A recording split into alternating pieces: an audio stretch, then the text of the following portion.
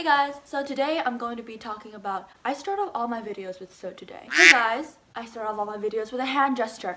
Today I'm going to be talking about my Oxford PPE interview experience.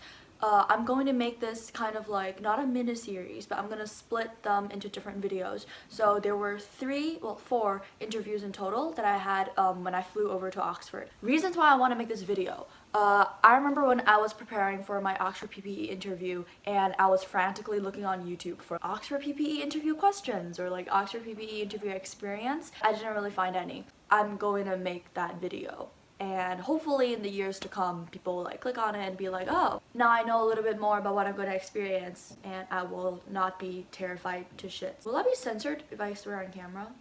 Without further ado, I'm going to go through the interview process. When I went there, the whole experience was about 4 days.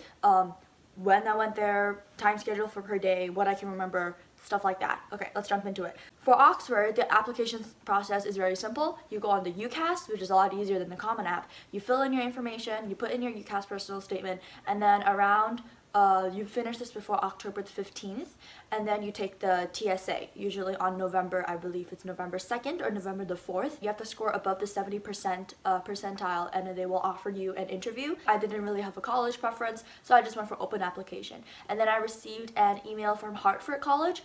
It's not actually spelled like Hartford. It's actually, I'll put it here, which was confusing because I kept pronouncing it Hertford, and then I got gently corrected when I arrived there. It's quite interesting. Like, give you another example. So this sounds like Magdalene. No, it's pronounced Magdalene.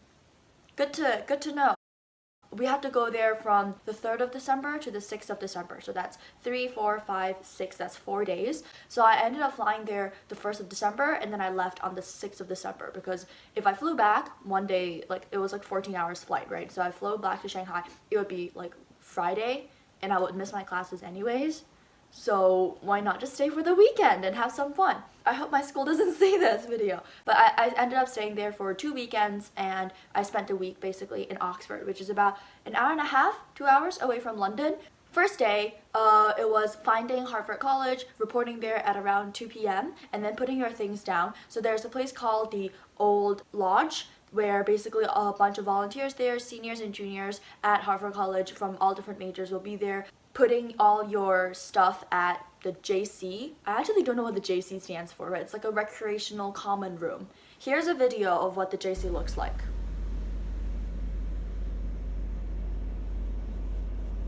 Basically, it's a recreational room, so you put your stuff there and then you go out, eat your food, whatever, you come back. There were 27 PPE finalists at Hertford College, and we got to meet them, kind of. I wasn't feeling very social. I was more feeling like there was a zoo in my head instead of my stomach. I was having like a minor head attack.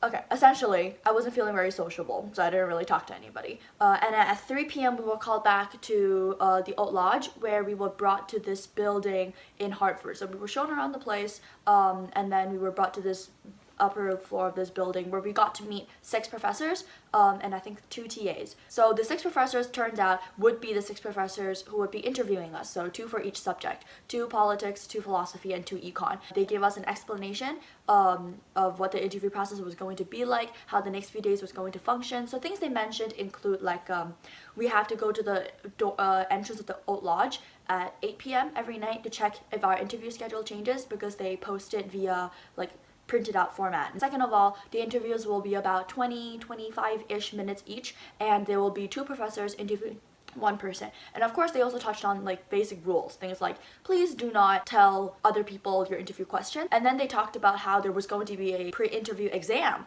right after this session, and we were all just like, wonderful. After that, there was basically about an hour to an hour and a half of if you know MUN, it's kind of like lobbying session. We basically got to talk to the professors, rotate around. Very soon circles started forming, like in MUN. And then the time came at like 4:30 p.m. We went into another room to take the exam, and then after that it was dinner. So that was the first day. Second day, I had a philosophy interview in the morning. So I checked my schedule the previous day. I had a philosophy interview in the morning, and then I had a econ interview around 1:30 p.m.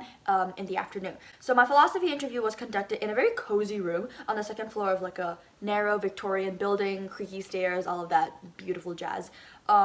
It was very chill. You go in, I'll go into a lot more detail in the philosophy video. And then my econ interview in the early afternoon was a lot more terrifying. So it was in the econ building.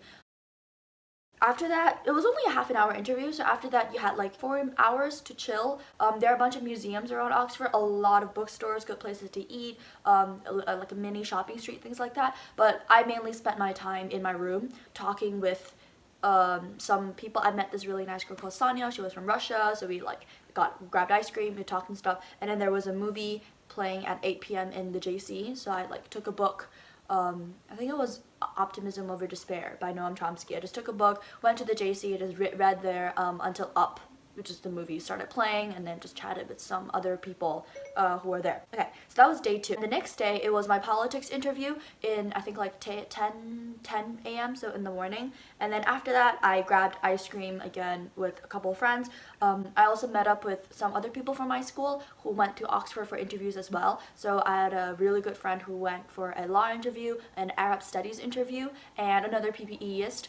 But they were all at different colleges. So we kind of met up, and then we grabbed boba on the streets, and then we went to 2 museums, and then that night it was playing Harry Potter. And then, like, the bomb dropped. So in that previous session at 3 p.m. on the first day, they warned us that there were scenarios on the third day where 3 things might happen. One is you don't have any re-interviews, or you don't have any like interviews at other colleges, and you're basically free to go. Second, you have an interview at another college. So that doesn't mean that you didn't get in at one college, at Hertford, but it means that some other college is interested in you as well. However, it may also mean that it's just part of like a procedure, because Hertford may want to interview students from other colleges, and so kind of in exchange, we have to like exchange around students. So that's what would happen. And they basically posited it as that it's a positive thing if you get an interview at another college, but it's not a bad thing if you don't get an interview at another college.